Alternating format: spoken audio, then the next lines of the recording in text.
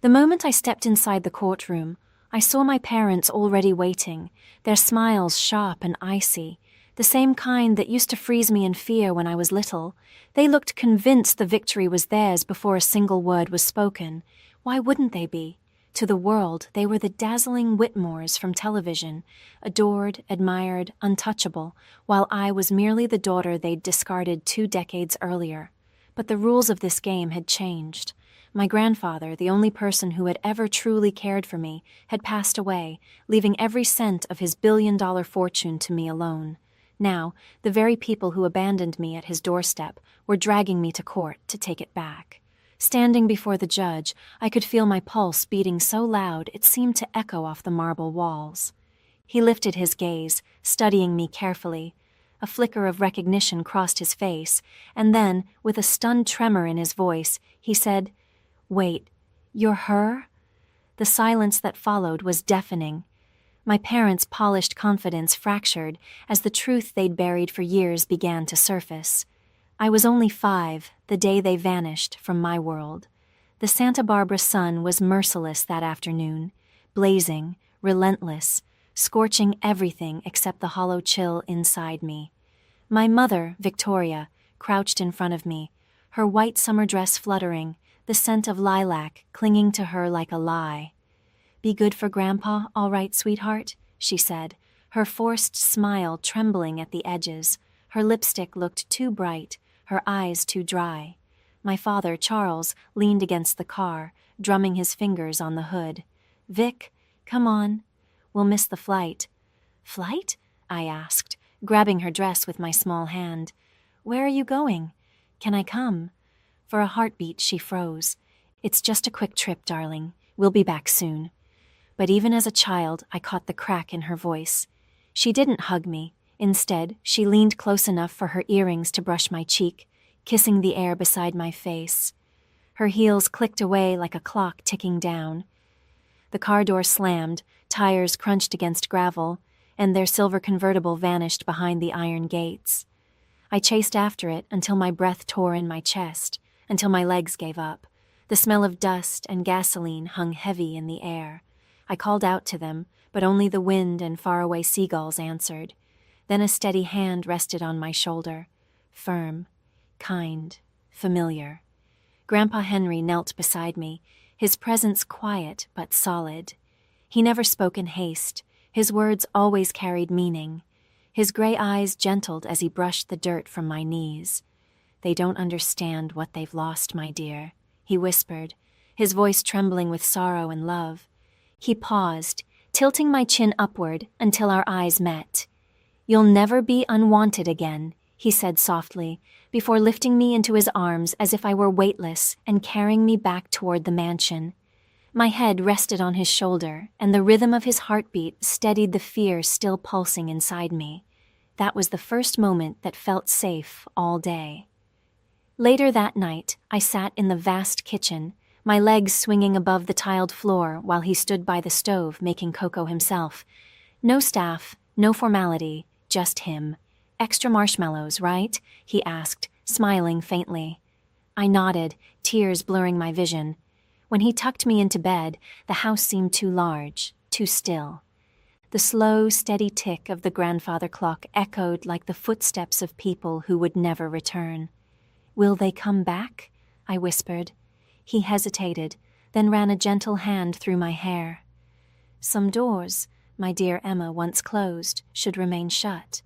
Before switching off the lamp, he added quietly, "You'll never have to chase love again. From now on, it lives right here."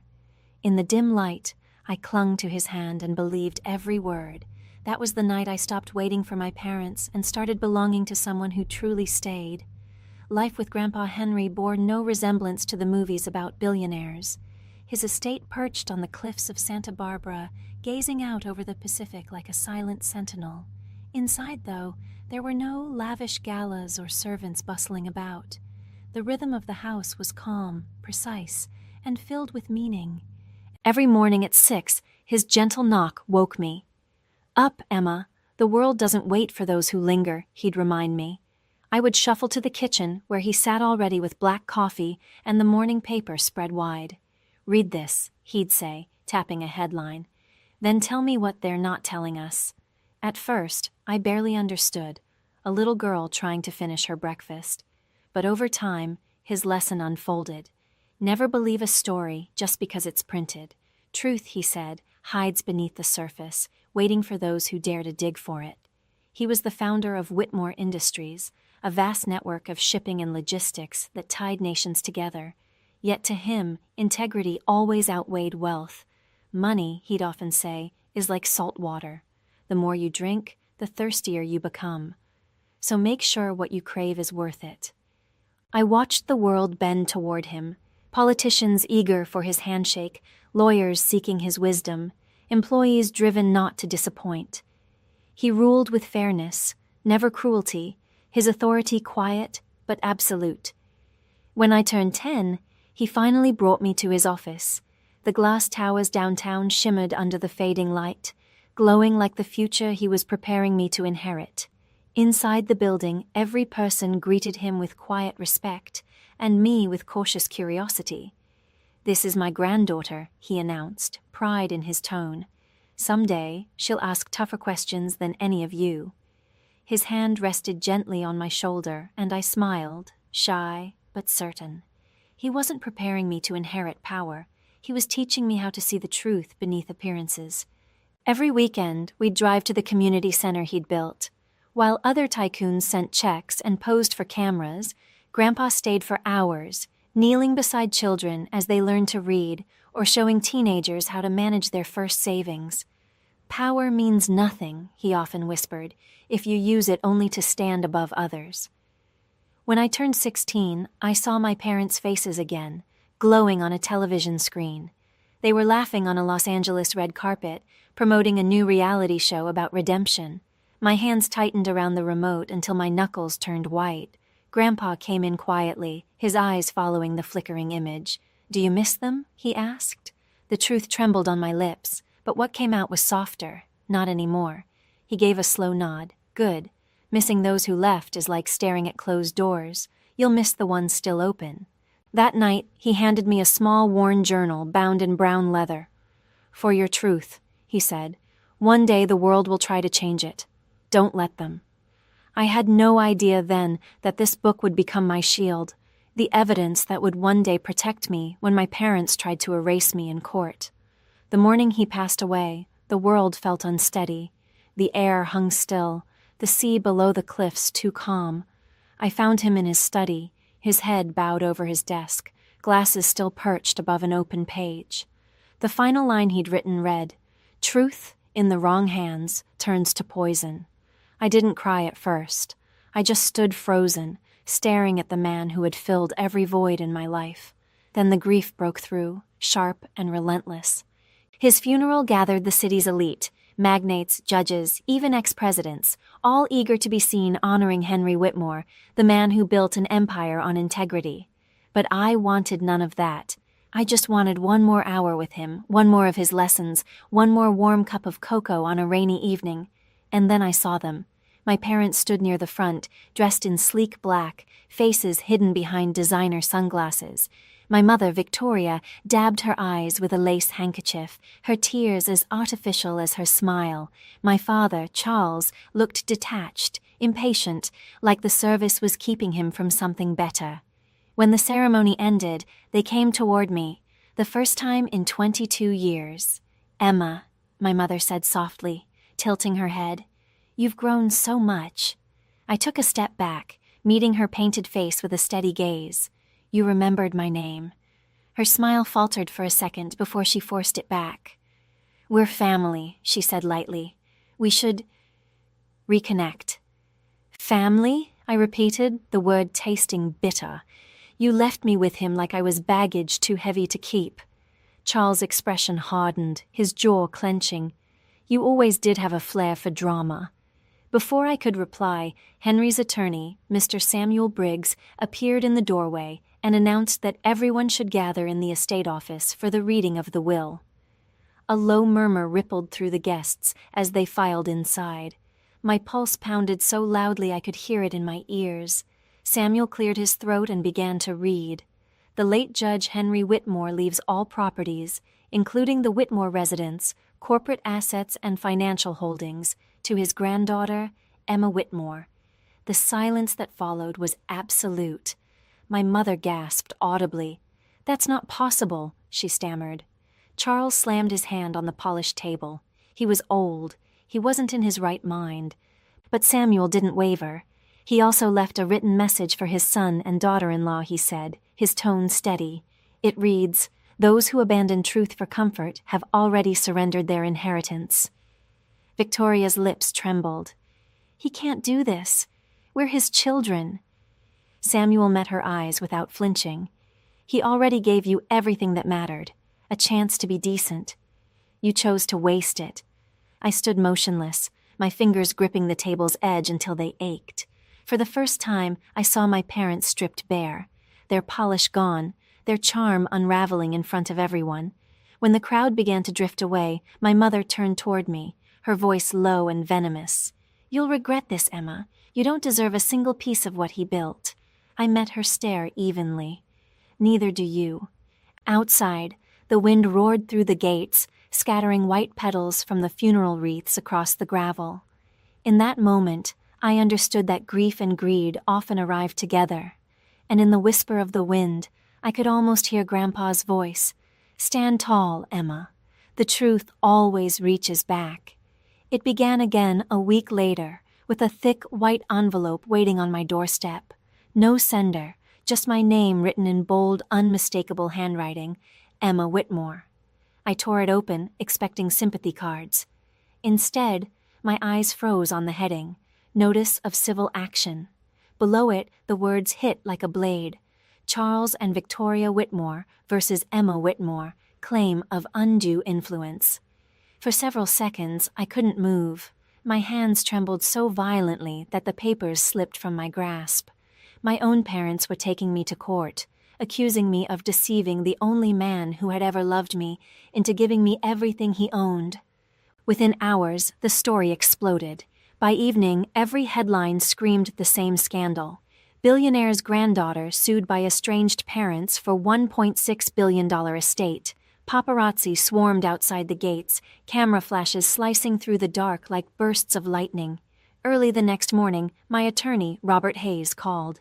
His voice carried that practiced calm only years in chaos could teach. "Emma, they're moving quickly. The filing's in Los Angeles County. Your father still has friends there." "Of course he does," I muttered. "He always had power, just never the kind that counted." Later that day, I met Robert in his downtown office. He pushed a stack of documents across the desk. "They're alleging you cut off your grandfather's visitors, interfered with his medical care, and pressured him to change his will." A sharp laugh escaped me. Controlled access? He was protecting me from them, not the other way around. Robert exhaled slowly. "I've handled ugly estate disputes, but parents suing their own daughter? That's a first." "They're not my parents," I said, my voice barely above a whisper. "They're strangers tied to me by DNA." Still, my thoughts drifted to Grandpa's final weeks, the soft-spoken dinners, his weary smile, the tremor in his hand when he signed letters. Did he foresee this coming? Maybe that's why he left the journal. Maybe he knew I'd need it. 2 days later, as I left a cafe, a tabloid reporter lunged forward, cameras flashing. "Emma, did you manipulate your grandfather? Did you threaten him?" I stopped, faced the swarm, and replied steadily, "If loving the man who raised me counts as manipulation, then yes, I'm guilty." By the next morning, a blocked number lit up my phone. "Enjoying your fame?" My mother's voice slid through the line like ice. "Why are you doing this?" I asked. "Because you took what's ours," she said coldly. "You stole our life. Now we'll take yours." Then the line went dead. That night, I sat alone in the study where Grandpa once taught me how to read contracts. His photograph rested beside the familiar leather journal. I opened it, my fingers tracing his fading handwriting. "When truth is tested, stand still. Let them strike. They'll only hurt themselves." I closed the book, drawing a slow breath. The fear remained, but beneath it, something stronger began to rise. Resolve. If they wanted a battle, they'd chosen the wrong Whitmore. When the first hearing arrived, the sky hung heavy and bruised, clouds pressing low over Los Angeles. Reporters crowded the courthouse steps, hungry for blood. I didn't know whose reputation would die that day, theirs or mine, but I was done running. The courtroom carried the faint scent of polished wood and unease. My parents occupied the plaintiff's table, perfectly posed for the flashing cameras, my mother immaculate in a black dress, my father crisp in a navy suit. They didn't look heartbroken. They looked rehearsed, like actors mid-scene, performing vengeance for the crowd. As I entered, murmurs rippled through the room. "That's her, the granddaughter," someone whispered. My heels struck the marble with deliberate rhythm, though inside my palms trembled. Robert leaned toward me, his voice low and steady. "Stay composed, Emma. Let the facts do the talking." At the bench sat Judge Marcus Nolan, a man with silver hair and eyes that missed nothing. His presence dominated the room even before he spoke. When his gaze met mine, a strange flicker of recognition crossed his face. Surprise, maybe disbelief. He took off his glasses slowly. "Miss Whitmore?" he asked, his tone unexpectedly gentle. "Step forward, please." My stomach tightened as I approached. The gallery fell silent. He studied me for several long seconds, then murmured, almost to himself, "You're Henry Whitmore's granddaughter?" "Yes, Your Honor." A small nod, then a change in his expression, something like respect. "I clerked for your grandfather once," he said quietly. "He told me, if my granddaughter ever appears in your court, listen closely. She'll be telling the truth." Gasps swept through the spectators. Behind me, I could hear the crack in my mother's mask and the click of my father's clenched jaw. Judge Nolan straightened. "Proceed," he said, his calm voice now edged with conviction, the kind that warned everyone that honesty still had weight here. Their lawyer, Elliot Graves, rose with practiced confidence. "Your Honor," he began silkily, "this young woman isolated her elderly grandfather, interfered with his medical care, and coerced him into revising his will. We intend to prove deliberate fraud." Robert remained unruffled. "We look forward to refuting every falsehood, Your Honor." Graves turned, his smile sharp. "She seems remarkably composed for someone accused of stealing $1 billion. I met his stare, my voice clear and even. "Composure isn't guilt, Mr. Graves. It's faith in the truth." A low hum of approval rippled through the courtroom, the sound of an audience beginning to shift its allegiance. Even Judge Nolan's lips twitched, not quite a smile, but close. Once testimony began, my parents' team threw everything they had: distorted emails, clipped phrases from staff reports, fragments of old correspondence twisted out of context. Each time, Robert met them head-on with clean records, precise timelines, and witnesses whose loyalty to my grandfather's integrity never wavered. But the most brutal blow came when my mother took the stand. Her trembling voice was flawless, every tear perfectly timed. "We only wanted to reconnect with our daughter," she said, pressing a tissue delicately to her cheek. "But Emma pushed us away. She cut us off from Dad. We were only trying to protect his legacy." Her testimony oozed pity, a performance honed to perfection. Yet all I could hear was Grandpa's warning whispering in my mind. Truth in the wrong hands turns to poison. Then it struck me. Poison only harms if you let it in, and I wasn't about to. By the second day, the trial felt more like war. Their attorney, Elliot Graves, strutted across the floor like it was a stage, waving papers and performing outrage for the cameras. But I hadn't come to act. I'd come to finish what they started. Robert rose slowly, composed as ever. "Your Honor," he said evenly, "the defense submits new evidence, medical evaluations, witness statements, and the late Judge Whitmore's personal correspondence. One document in particular deserves attention." At the word correspondence, my mother's back went rigid. She already knew. Judge Nolan gestured for him to continue. Robert handed over a thick folder, then turned toward me. "Miss Whitmore, please take the stand." My pulse thundered as I crossed the room, each step echoing in the silence. I'd rehearsed this moment countless times, but facing the two people who had both created and betrayed me made my chest ache. Robert placed a letter beneath the evidence camera.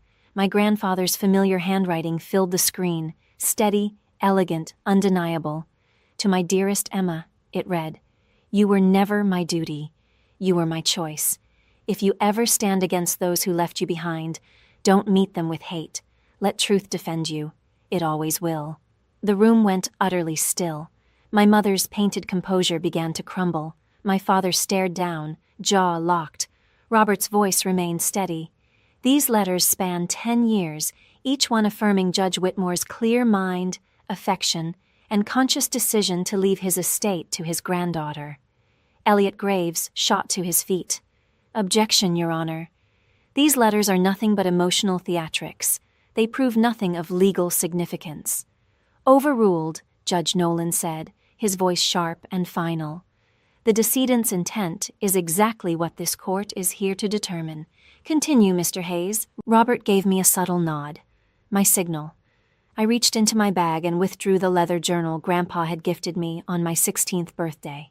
Its edges were frayed, the spine cracked, each page softened by years of turning. "This," I said quietly, "was my grandfather's personal diary. He wrote in it every night until the week he passed." Flipping to the final entry, I steadied my voice. The ink had faded slightly, but the handwriting was strong. "My son and his wife live for appearances. My granddaughter lives for truth. The estate must belong to her, not as a reward, but as protection. She carries my conscience where I no longer can." The silence that followed felt sacred, almost holy. Then my mother's composure shattered. "He was sick," she cried, leaping from her chair. "He didn't know what he was saying. She manipulated him." The gavel came down with a sharp crack. "Mrs. Whitmore, sit down," Judge Nolan ordered. Her words bounced off the wooden walls and dissolved into nothing. I turned toward her, the woman who gave me life but never love, and spoke softly. "No one manipulated him, Mother. He just finally saw you for who you really are."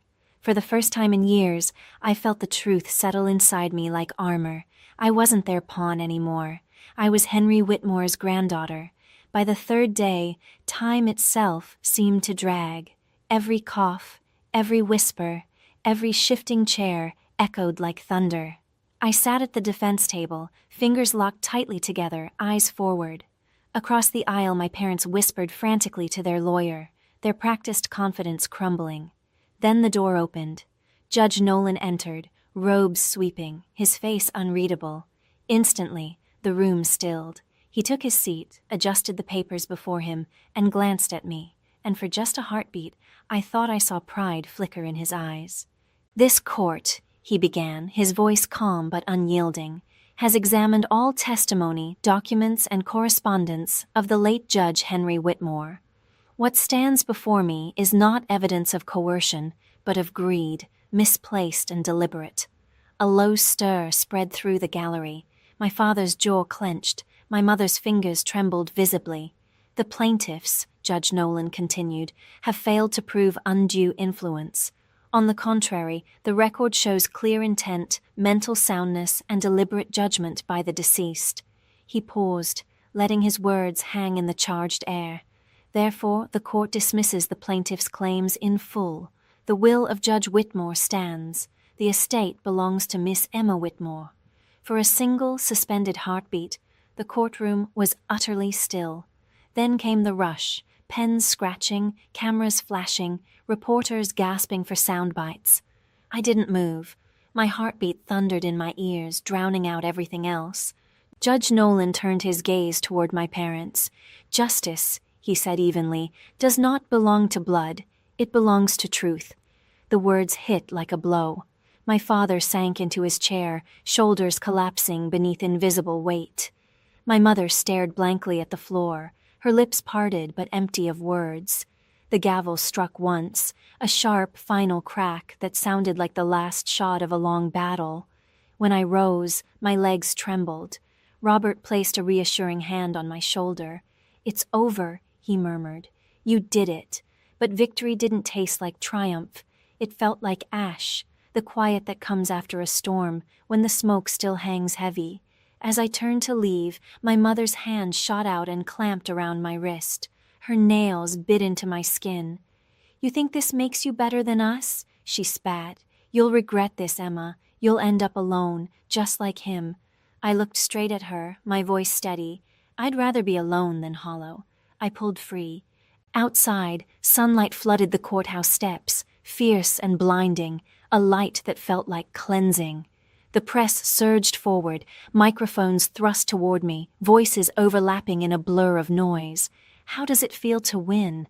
What will you do with the money?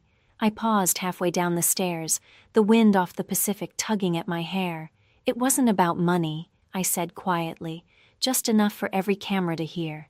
It was about truth. That night, I sat in the study beneath Grandpa's portrait, the verdict papers resting beside me. I whispered into the silence, "You were right, Grandpa. Truth really does have long arms." And today, it finally reached back. Weeks drifted by after the ruling, but peace didn't come easy. The media frenzy faded, the headlines moved on, yet the quiet that followed felt louder than ever. The estate was legally mine, the mansion on the cliffs, the companies, the fortune, but it all seemed hollow without him. The house felt more like a monument than a home. At night, I wandered its long corridors, past oil portraits and echoing floors, and could almost hear his voice woven into the stillness. Power means nothing if you can't live with your conscience. For the first time, I slept without fear, though not without sorrow. Then one evening, as the sun bled into the Pacific and painted the horizon in deep red light, my phone rang. An unfamiliar number glowed on the screen. I hesitated before answering. "Hello?" A pause, then a voice, fragile, shaking. "Emma?" It was my father, and for a moment I forgot how to breathe. The same man who had thundered accusations across a courtroom now spoke in a voice barely above a whisper, fragile, almost breaking. I read the journal," he said, the words halting. "Your grandfather's entries. I didn't want to believe them, but I couldn't stop reading." His breath hitched. "He wrote that I lost my way, that I stopped being his son long before the will was signed." I closed my eyes. "He also wrote that it's never too late to do what's right," I said quietly. There was a pause, then a trembling exhale. "I don't deserve forgiveness, Emma, but I needed you to know. I'm sorry, for everything, for leaving you, for blaming you, for becoming the kind of father he warned you about." His words hung there, fragile, sincere, and unbearably human. Neither of us spoke for several long seconds. I gazed out the window at the garden, the one Grandpa had planted for Grandma so many years ago. The breeze rustled through the roses, and for the first time in a long while, the silence felt peaceful.